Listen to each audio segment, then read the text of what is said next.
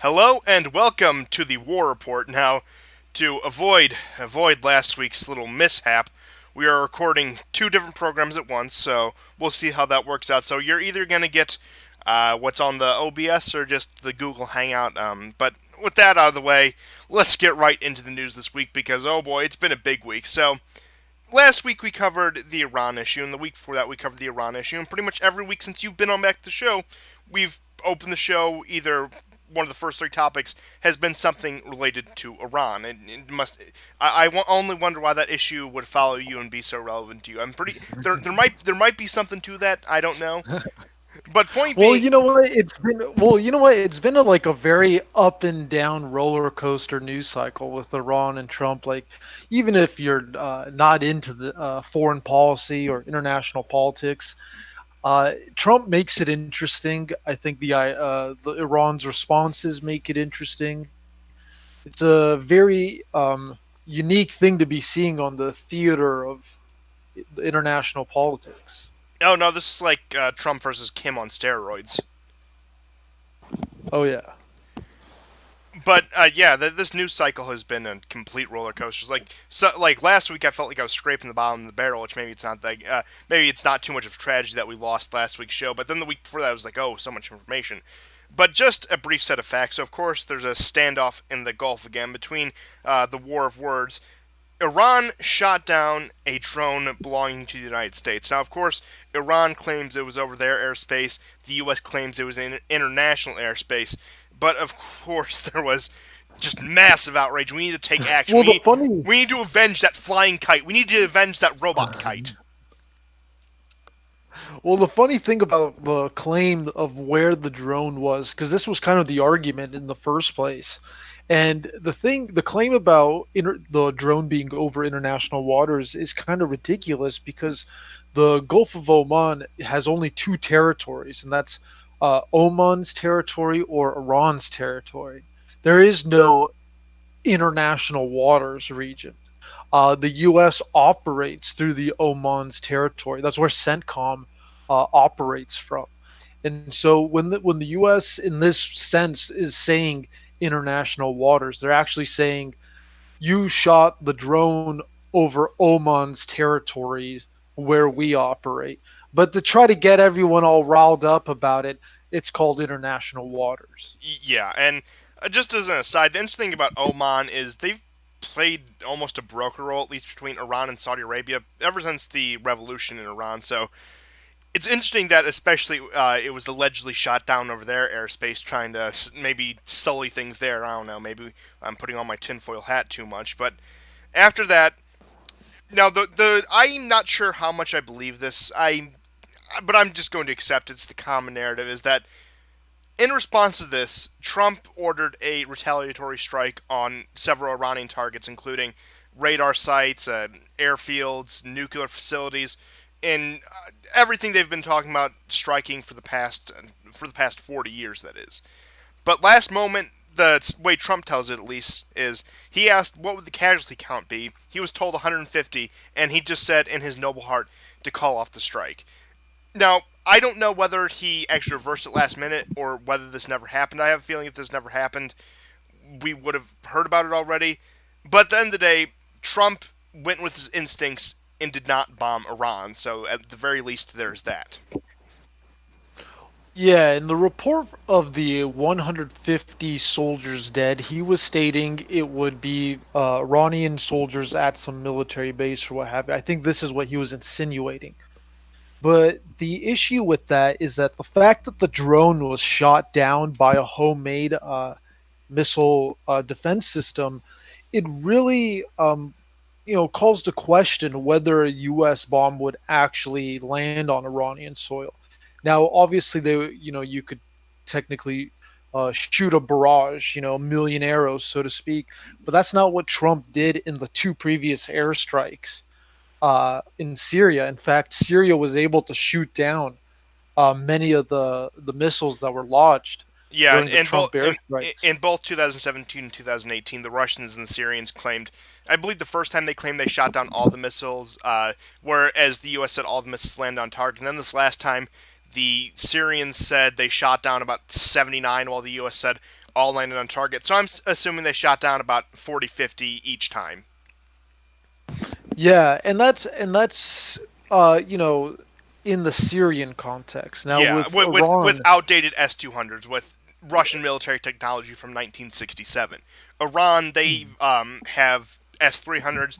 They developed their own version of the S-300s. They're in talks to get the S-400s. So it would definitely be a different picture than Syria. and the other thing to keep in mind is that most U.S. personnel in Iraq are stationed right next to, and in fact work with, the Shia proxies that the IRGC lead. And so, and we saw that this was kind of the issue because of Trump had ordered a bunch of U.S. contractors to leave Iraq later last week. And so, what this indicates is that their fear of a retaliatory attack from Iran would be in Iraq from one of these Shia proxies that are right next to the US soldiers or the contractors. And so, if there is something in my mind that told Trump to hold back, it's not some sort of benevolence or some sort of calculated, some 4D chess or something. I think what's actually going on was that he may have actually wanted to order the strikes. He may have actually agreed with Bolton and Pompeo and was going to do it. But I think it's possible that he was given intel that if you retaliate, if you try to shoot missiles at Iran, they're going to retaliate in Iraq, and it's going to be a lot worse than 150 Iranian soldiers dead. So there's a great chance that this could have backfired really horribly in Trump's face, and I think it's more likely that it was the metric And because we that actually saw it that actually with the segues into withdrawal. what I was going to say. So I was actually watching. I recommend you check this out. Caspian Report. They do a lot of analytical stuff. Definitely much more in depth. I mean, they're like a full time operation, whereas we're just two guys who kind of do this every week. Not to put ourselves down too much, but the people analyzing that, they took a completely hands off approach, just looking at what Iran is capable of, looking at the U.S. is capable of, and they pointed out the Millennium Challenge 2002, where in the simulation, the fictitious Iran sunk entire carrier group within 10 minutes just by barraging missiles. But what they also pointed out is, yes, a U.S. strike on Iran would result in retaliation on U.S. forces primarily in Iraq, likely in Afghanistan. It would also probably lead to Hezbollah taking action against U.S. forces in the region, or more likely Israel. Assad's forces or whatever Shia militias are in Syria. So it, I agree with you. Where the point is, Trump probably didn't want a massive escalation. I mean, actually going back to last year's Syria strikes, bring that back up. General Mattis, for all of his faults, for all of his more hawkish tendencies, said he wanted a very limited strike or not a strike at all in Syria because he did not want to escalate tensions to the Iranians and have them retaliate against U.S. targets in other parts of the region, such as Iraq, Kuwait, Afghanistan, etc. Hmm. Yeah, and the thing is that the action in the Strait of Hormuz is very concerning to CENTCOM and to the U.S. for one really big particular reason, and actually, it obviously has to do with the Iran's influence in the region. But the main reason is because 60% of the world's oil is essentially transported through there. So if Iran is able to, find a way, maneuver away itself into shutting the strait down, they're going to be able to really mess with the world economy. I mean, oil prices, gas prices will spike within seconds. And so a lot of these moves, the worry is that these moves that Iran is making or showcasing with the accusation of the oil tankers and the mining and the previous ones, all these things building up. I think the overall concern is that um, if Iran is able to continue curtailing the sanctions, is able to keep its currency from devaluing any further from the sanctions, they can effectively fuck the global economy up by shutting the Strait of Hormuz down. And so there is a very real concern with what Iran can do. But the issue is that, the bees don't come out if you're not shaking the beehive. And so I think that's where we're at right now. Yeah, I would definitely agree. And uh, as you were saying, 60% of all the world's oil goes through Hormuz, and virtually none of that goes to the United States. The United States energy industry has had a giant domestic boom under Obama, as a matter of fact, one of the few things I'll give him credit on. But the thing is, the U.S. is concerned, of course, we want to preserve the global order, blah, blah, blah, blah, blah. And that's why you've seen so much concern from the Japanese, why they actually met with the Iranian leadership. You've seen so much concern from China, who also gets a lot of their energy, even India at this point, and of course the European Union, and even some of the more dissident member states of the European Union have shown concern over this because they realize that one wrong move, Iran, that is Iran's dead hand switch. People think, oh, Iran's going to develop a bomb so that they can either destroy Israel if you listen to the neocons, or listen to a more pragmatic view so they can make like North Korea and preserve their nation's existence. But at the end of the day, their real dead hand switch is destroying more than half of the global oil trade. Yeah, and just real quick correction, it's actually 30% of the oil of the world's supply goes through the Persian Gulf. But the point still is It's a being made that, significant I mean, the minority, US, like, yes. yeah, I mean, the Iran can really mess with the global economy because right now, if the sanctions, it's supposed to stop Iran from being able to do this. But right now, if you look at the value of the Iran's currency compared to the dollar, it's not devaluing during this whole escalation process. So there's sort of this theory that if Iran has essentially figured out financially a way to stop the devaluation of their currency, they're going to escalate the military uh, enforcement in the Persian Gulf region until sanctions are lifted, and which will effectively even further help the currency out. So there is a very powerful economic angle to all of this. Yeah, I would absolutely agree with that assessment. And as far as it goes into the future, now as you were telling me in our group chat with, of course, GSP, who is coming back from his trip, we'll be able to definitely discuss the Yellow Vest stuff. But that is for next week. That awaits. That Trump has effectively ruined any chance for any of his potential successors to mend the JCPOA or Iran deal. For those of you unfamiliar. Yeah, right now there's a lot of like Democrat hopefuls who are running for president that are trying to counter signal Trump by saying, we'll bring back the Iran deal, we'll bring back the JCPOA.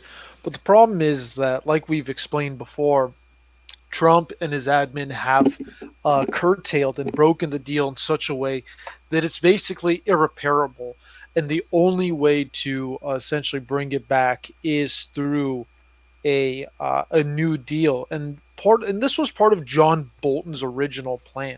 When John Bolton was not hired into the office yet, he was writing articles for the Washington Post, New York Times, a bunch of opinion articles. To stop And in Iran, one of bomb his Iran. That's the famous one. Yeah, he's been given an enormous microphone.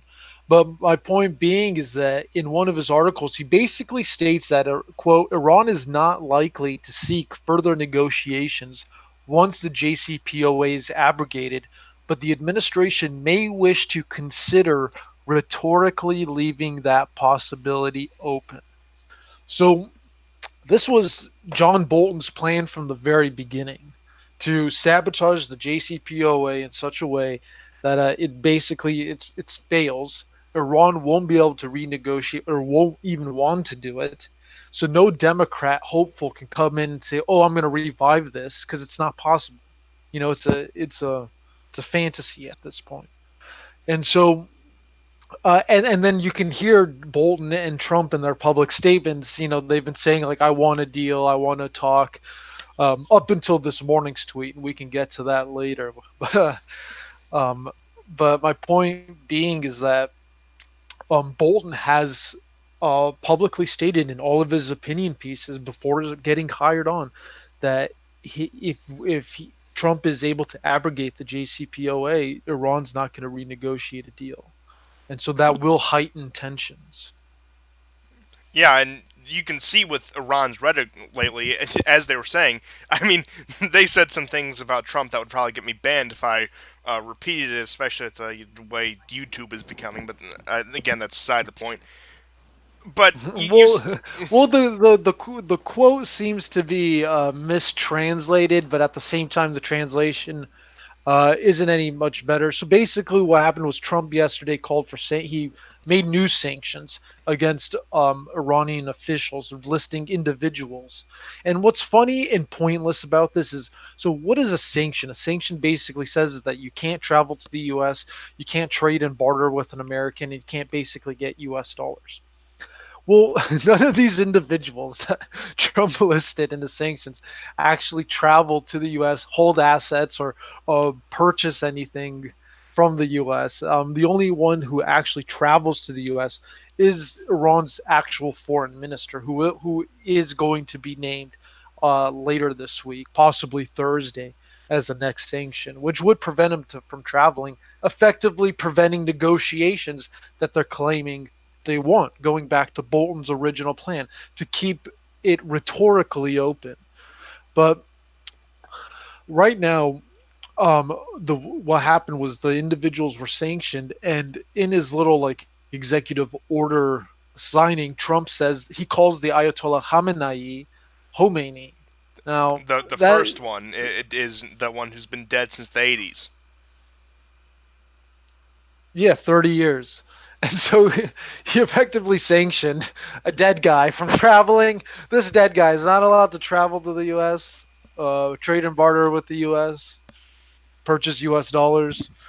So basically, the line of executive orders from yesterday were basically mocked and ridiculed by pretty much everyone in the West and East. It was pretty ridiculous. And so when Rouhani was asked about it the next day, President Rouhani, he said that Trump was, quote, mentally disabled because a lot of this stuff is kind of ridiculous, especially going back to sanctioning the foreign minister, which would prevent him from traveling, possibly get him kicked off Twitter because the U.S. is losing the propaganda war against the foreign minister. So the you can't have negotiations without the negotiator. And so it was a comment by Hassan that was meant to sort of elicit the Trump's own actions. Like, look, it's kind of stupid. And so Reuters reported that as Rouhani calling Trump mentally retarded. And that's a kind of a poor translation, but at the same time, I'm not sure if Trump would have acted any different had they kept it as mentally disabled. Yeah, I would definitely agree. But as I was saying with JCPOA and how it's falling apart, you see Iran's they've been at least saying, oh, we're going to move towards nuclear enrichment. We're going to build more missiles. So Trump, Bolton, Pompeo, whoever it is, or Trump, Kushner, I don't know. But point being is Trump's administration, I'll say, just for the sake of simplicity, as you were saying, has completely derailed the deal to the point where not even the other signatories, such as the UK, France, I mean, Russia and China, are going to stick by the Iranians. They're sort of in with them at this point. But a lot of the Western European, more Western powers that also signed on to the deal have the deal has ultimately been invalidated. It's a document that means absolutely nothing as we speak. Especially because the Europeans can't even act on their part of the deal. I mean, Trump will sanction them. Trump sanctioned everybody. Hide your kids, hide your wife. Everyone's getting sanctioned out here. Yeah. So with that out of the way, I want to go to Trump's comments on Sunday, which struck me as weird. Now, he was on Meet the Press for an interview, and of course, the crisis in Iran came up. And he had a certain quote about John Bolton that really struck me as kind of odd. So he said, quote, John Bolton is absolutely a hawk. If it were up to him, he'd take on the whole world at one time. But that doesn't matter because I want both sides. So he sort of gets like his Trumpian sort of feel at the end. But he was openly You criticizing know, his own national security advisor on national television, which is the point. And maybe I'm being too optimistic. I would say I am. But he did similar things right before he fired Tillerson, and there were a lot of disputes between him and Mattis in the public right before Mattis's resignation. So maybe he's realizing that people like Bolton and his administration are not good news because Trump's instincts, at least I believe at the end of the day, steer him away from war. The reason why he didn't go through with those strikes, even if it was because of retaliation, he still didn't want to create a larger conflict. So I think even though it's been over a year, even though it's been a year and a few months since Bolton's been in office, I think he's starting to wake to the fact that John Bolton is not a friend of his and will cause him to stifle and will drive him into dangerous situations. I think the relationship between Trump and Bolton is something like a good cop, bad cop. I think if Trump really did not want Bolton, he could fire him. If Trump really wanted to negotiate, he could negotiate. I mean, a lot of these things that he says, in theory, there's nothing stopping him from doing it. I think that some of this may be some of the celebrity, uh, you know, reality television person coming out more in the sense that John, you play the bad guy, I'll be the good guy, sort of thing. But in the end, you just kind of look like Tweedledee and Tweedledum. They're not actually conveying. They're not doing it right. They're not playing the part right. Yeah, I mean, And it, so it does go back to the Iranian comment about how they're taking on the B team. Like, they're supposed to be facing off against the Washington Swamp, these vile warmongers, yet they're getting the John Boltons and Mike Pompeos and Donald Trumps instead of the George Bushes and Hillary Clintons. yeah, and then that same deep state was trying to like impeach him through the Russian stuff. So it's like it's a big mess, and it's showing itself publicly. There isn't some uh, well communicated, well informed admin that is lock and step together.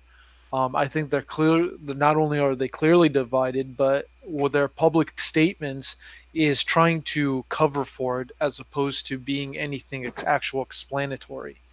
It just goes to show that I Trump, if he wants to win 2020, he's gonna have to put in people around him that are the actual America First types that the people like because Bolton is getting increasingly unpopular too. So I'm not sure if he would even be helpful for Trump once the 2020 elections come around to have, Colonel Sanders walking around with so much blood on his hands. Oh, absolutely. I mean, and I know it'd be hypocritical, but hypocrisy has no weight in Washington. Whoever his Democratic opponent is can say, look, they have John Bolton up there. He wanted war in Iraq. He was for getting into Syria. He wants to get us into war with Iran. He will be a massive anchor around Trump's neck getting into it. And I fundamentally agree with the good cop, bad cop thing. I think he initially brought him in for North Korea, but then realized, oh, he can't get rid of them. And in terms of bringing in America First people, I'll tell you who I'd like to see in there. Douglas McGregor. Now, for those of you who aren't familiar, that's the former military officer that's always on Tucker Carlson. That guy knows his stuff. He's very measured when it comes to foreign policy engagements. I would like to see him replace Bolton or have at least some place in the administration. Yeah, Tucker Carlson has definitely been bringing him on a lot. I think that's where the only place I ever see him. But I saw him in an RT him and interview like 7 years ago, so he's one of those kind of people who are kind of relegated to I guess you could say alternative media, the not so mainstream media. Yeah, yeah. RT doesn't count. I mean, we're on the same level of RT. No, I'm just kidding. I'm just kidding. But I'm, my I'm, point I'm getting being the is Kremlin that bucks. I don't know about you. my point though is that I think with Tucker Carlson getting this heat, people like McGregor and Carlson, they're the They're the few outliers out there that I'm not sure if they're going to be able to stick around to long enough for 2020 with all the deplatformings going on. Um, Carlson, he's proven himself extremely, formidable as a journalist because he will actually talk to the president in a way that the other journalists won't. And so this has put a massive target on his back, and I just wonder if he'll last. Yeah, I mean, you have the people like Kennedy who would praise Trump even if he did a complete 180 on his entire platform. The people over at CNN and MSNBC who will hate him no matter what, as we've seen. I mean, look, they'll give him some credit when he bombed Syria, but it's not like they're in love with him. But then you have Tucker Carlson's like, yeah, I like this, this, and this, but this, and this is a non-starter. No go. Now, with the Iran topic out of the way, with that out of the way, would you like to get into the deal of the century? I think you should take the lead on this one. I think you're a bit more informed on it. Yeah, so the deal of the century is basically Jared Kushner's it's being couched as Jared Kushner's really brilliant economic package for the Palestinian people. And the goal of the economic package is essentially to prop up industries that will sort of promote, just for a lack of a better term, sort of like Western secular liberal institutions, something akin to like the university or what have you. Basically, the idea is to prop up a bunch of these sectors in the Palestinian regions, particularly in the West Bank, and it's being framed as an economic incentive package. But there was a New York Times opinion article that came out at the same time that the package, the security, I mean, excuse me, the deal of the century was being reported on, that basically said that the Palestinian people should just commit national and cultural and ethos suicide. Um, and essentially, this is what the deal of the century is. It's supposed to essentially prop up the economies that will loosen the will of the people of the West Bank, and basically make it open to privatization or what have you. And we know what happens there. It's just increases the encroachment. And what's interesting about the deal itself is that, again, it's being couched as Kushner's plan, but it's a deal that's been on the table for a while. I mean, other Democratic officials have promoted this similar economic packages for Palestine before. Um, again, the goal with these aids to foreign countries, as we've seen in the past, especially like um, you know the ones that went to like Africa, for instance, they end up in the hands of very few people. They don't ever go turn out doing what they actually claim to, and it's usually to buy off a bunch of stupid people. And so that's what's basically going on. But this is the deal of the century. This is what's being offered to the Palestinian people. I don't see this going anywhere, but the goal is essentially to um, increase the privatization of the West Bank through the sort of liberalization of the Palestinian people by sort of breaking their will. It's this is what they're saying, and so I mean, it's that's what's conquest going on. via woke capital. This is honestly what they tried to do. Maybe not so much like the woke capital thing, but it's conquest. It's economic colonization. It's what a lot of people criticize the Chinese for, and it's what the U.S. did to immediately post-Soviet Russia with the Yeltsin era. How he sold how many billions of dollars of Russian assets off to either oligarchs of a certain background, Western investors.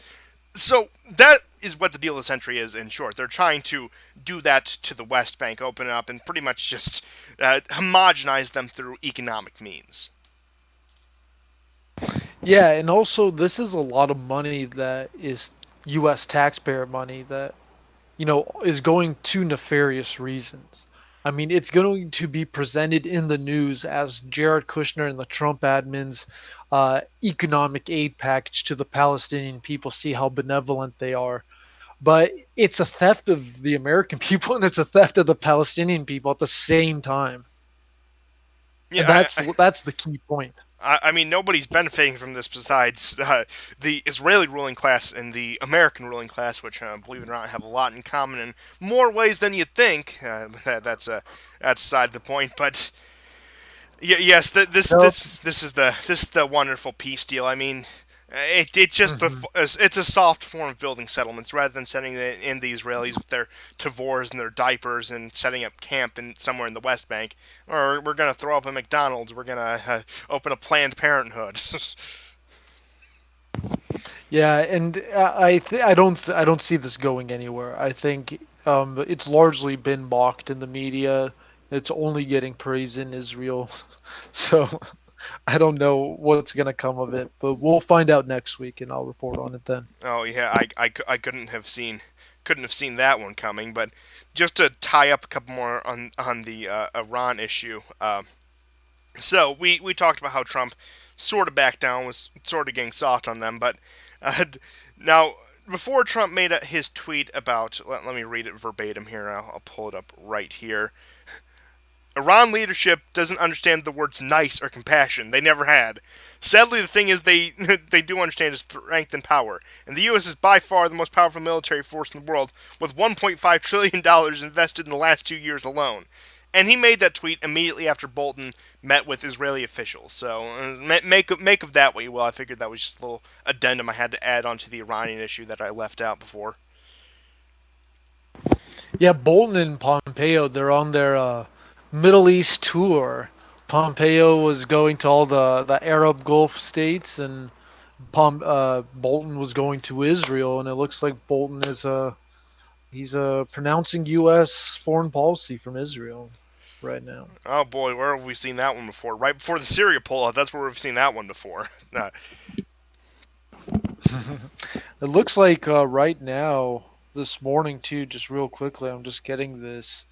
It looks like the Saudi Arabian forces are reporting that they captured uh, the ISIS leader of Yemen. But it's like, okay, you probably knew where he was the whole time. So I'm not sure why this is being reported right now. I'll have to look into this. Well, I'm honestly surprised that the ISIS leader of Yemen and the Saudi coalition leader weren't the same people. But look, I've been Yeah, exactly. I've been fooled before, and now just a few more small stories. It's a fast and slow news week, pretty much a slow news week outside of the Middle East. So there were a couple other things I wanted to cover. Now this is just a more brief story. Now we talked a little bit about the Conservative election in the UK last week, where it's almost certain that Boris Johnson will be the next leader of the Conservative Party in the UK and therefore the next Prime Minister. And we talked about the somewhat of the upside, somewhat of the downsides of that. But interestingly enough, you'll recall about 4 years ago at this point, in 5 years ago at this point, in 2014, Scotland held an independence referendum, which just barely did not get through. The Scottish people, in a very slim majority, said we'll stay in the UK. Well, now you're having figures in the Scottish Nationalist Party and figures in who are cultural figureheads of the Scottish independence movement saying we want another referendum if Boris Johnson becomes prime minister. And the way it works is pretty much they let Scotland demand a referendum whenever they want. It's a very odd system. They have the same system with Northern Ireland, except Northern Ireland has never demanded a referendum. But at this point, what they have here is the Scottish are saying if Boris Johnson becomes the prime minister, if he becomes the Conservative Party leader, we want to hold an independence referendum. So now, I don't think this is from outside force. Now, of course, Brussels is egging them on, but I'm not going to say this is some CIA or Mossad thing or even like some like Russian thing. But then It they, seems to be more organic. yeah, It seems way more organic. it's definitely more organic, but it's also showing really the state of the UK and Hmm. the inviolability of this political union going forward. I don't even think like it's an ethnic thing. It's not like they're speaking Gaelic or celebrating their traditional Scottish culture. By far, the Scottish National Party. I mean, they the name is very misleading. I'll say Hmm. it's the Well, fact. it's not just the Scots though. It's not just the Scots. I mean, the Welsh are also having similar claims right now that they want to be independent, and there's also calls for reunifying Ireland. So, I mean, nationalists. This is a good time, a huge open window for nationalists in the UK. Oh, absolutely, and we may see a similar effect as to what we saw in Spain. Now, do you remember the Catalonia crisis? How could you forget? Oh yeah, Yeah. absolutely. So That was the one weird one where Julian Assange ended up supporting Catalonia, wasn't it?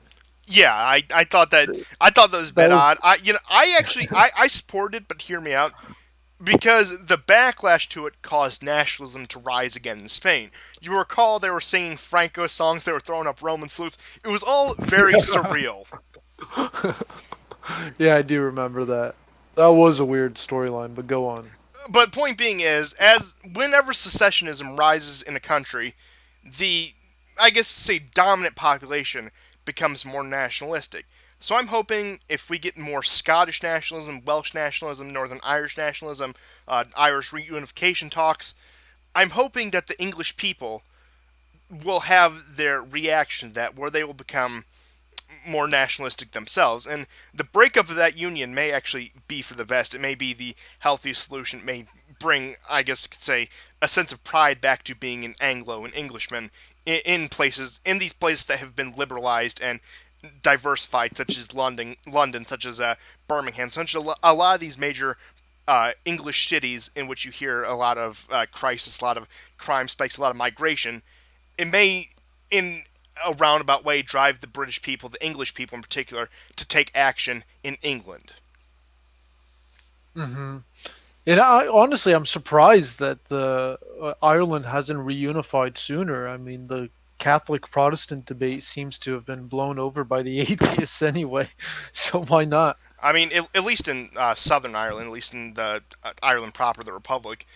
Northern Ireland, I mean, they're still voting for the DUP, which is the Democratic Unionist Party, which is pretty much their Protestant pro-union party. So But the but the North key is. there is the Union Party. I mean, I think if you can handle the economic angle, you'll be fine. And a lot of this is an economic issue. I mean, Oh, uh, absolutely.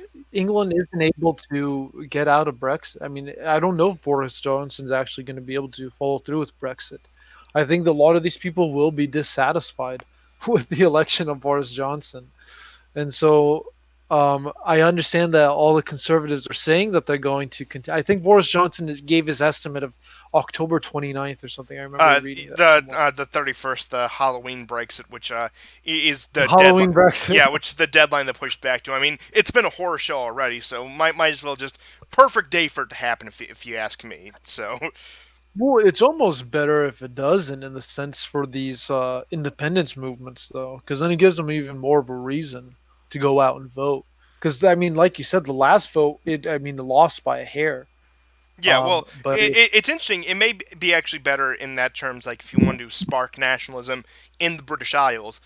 The Scottish people in Scotland, they voted very heavily for Remain. So one of the big talks actually right after Brexit is we want to secede and we want Scotland to join the EU.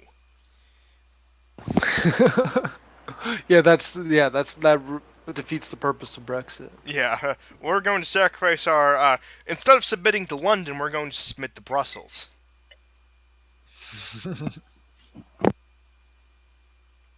So unless you have any further thoughts on the issue, I will move on to a bit of a small story I saw in Venezuela, which we could tie back to the Iran issue as a whole. So unless you have any further thoughts on that, I do want to. No, let's move on. So with the U.S. buildup in the Gulf, with the U.S. threats targeted at Iran, Russia has moved more military assets. I mean, it's honestly not that much, but the point being is they've moved more military assets into Venezuela. It may be it. This, I mean, anyone looking at the situation has to see its brinksmanship. The U.S. is threatening a key Russian ally in their backyard. So Russia is going to move into the U.S. backyard to deter that, and the White House has been silent about this. It's quite a conundrum because you have Trump, who is more, I would say, he's more restrained on foreign policy, at least his instincts, but is steered by people like Bolton, Pompeo, Kushner, etc., into taking these more hawkish actions. So he'll refuse to criticize the Russians in rhetoric. He'll try to play like soft with the North Koreans, except the Iranians. He'll go hard after them. That's probably the one issue he can't weasel his way out. Granted, he's been soft on the Iranians a few times, so it's interesting. We're seeing Trump wants to go so hard against the Iranians, wants to go so hard against the Iranians, but then he also wants to try to play nice with the Russians, so he's shutting up about them putting military assets in Venezuela, which, of course, back at the beginning of the year, Bolton and Pompeo said, oh, Russia must get out of Venezuela. Trump contradicts them, so what I'm saying in a very long and drawn out way, longer than it needs to be, is we're seeing a bit of escalation worldwide because Bibi Netanyahu doesn't like the Iranian leadership. That's what this all boils down to. Yeah, this was a clear counter move by Russia. I mean, they obviously moved that Air Force jet to Venezuela right in the midst of the tensions with Iran. And what's being reported is that defense officials were on the plane as well as 100 soldiers. Now that's nothing. That's just drop in the in the bucket. But it's all it is just it sends a message, and so I don't think Venezuela was on the verge of collapsing or anything like that. But what Russian forces could do in Venezuela is assist the Venezuelan authorities in arresting the dissidents, which could be end up being CIA agents. Yeah, I And mean, so that's really the only real thing Russia could do there. I don't think Russia's going to go out and kill U.S. officials in Venezuela. yeah, I severely doubt it. And if you're sending 100 troops, no matter what country you are, you're sending advisory forces. You're sending people who will train your force. The U.S. does all the time. We have like 200 troops in Ukraine. We're not out there fighting the Donbass. We're training Ukrainian forces to go fight in the Donbass. Oh yeah, I guarantee you those defense officials are probably going over to Venezuela and teaching them what they've learned from SAA and Hezbollah and Iran and Syria to the Venezuelans. So that would even make it even harder to even engage in a ground war with Venezuela. Yeah, absolutely. Now, on top of this, the Russians are considering that they've moved some ships into Cuba. They have a couple small ships staying in their ports. They've talked about reopening military presence in Cuba. Cuba Missile Crisis 2. What could go wrong? Granted, at this point, it is much reflective of the other Cuban Missile Crisis.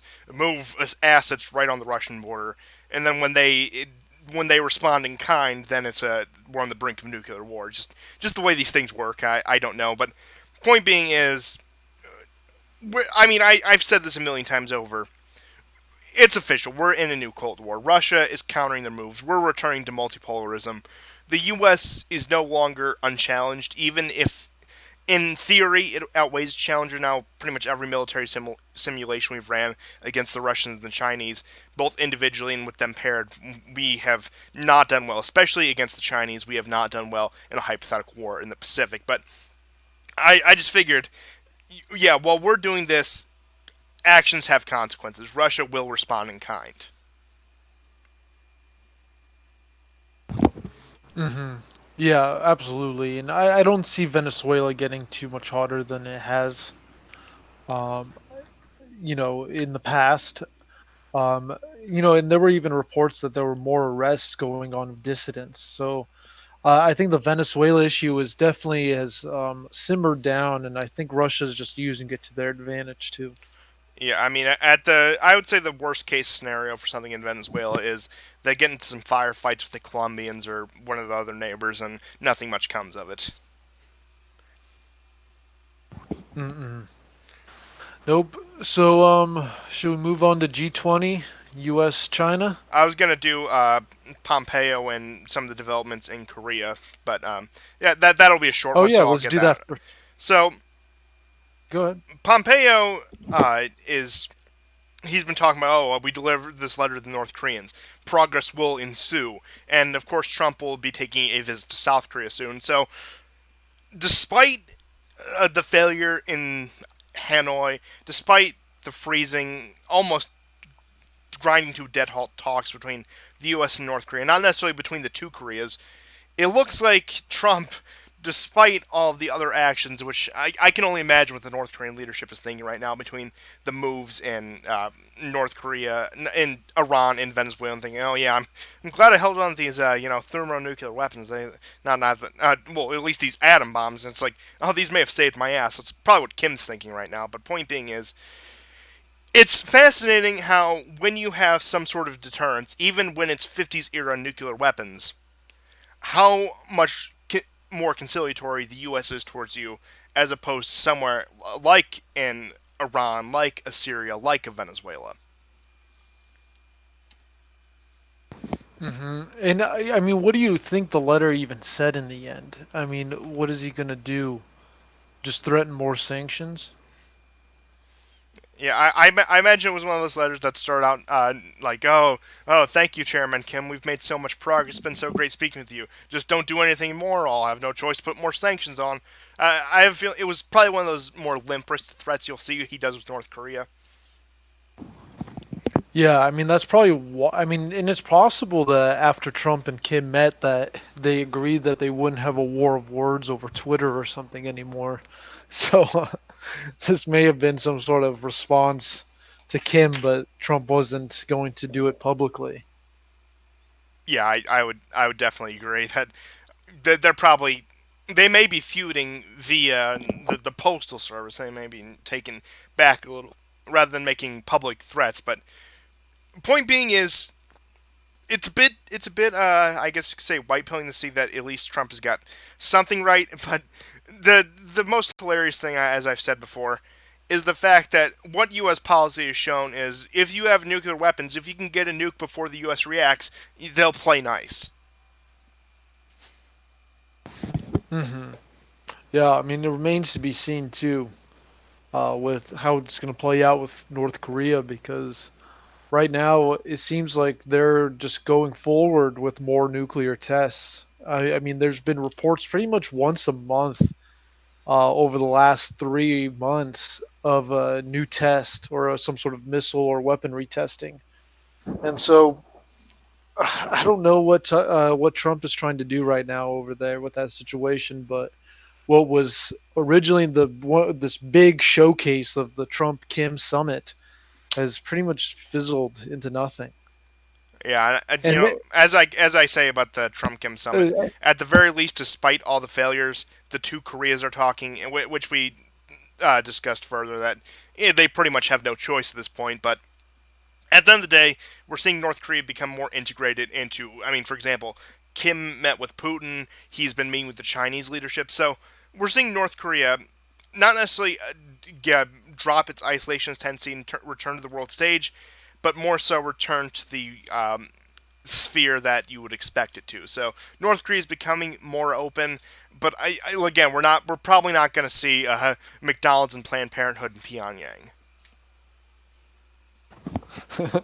no, we're not. But you wanted to move on to the summit and the G20 summit with U.S. Chinese trade talks.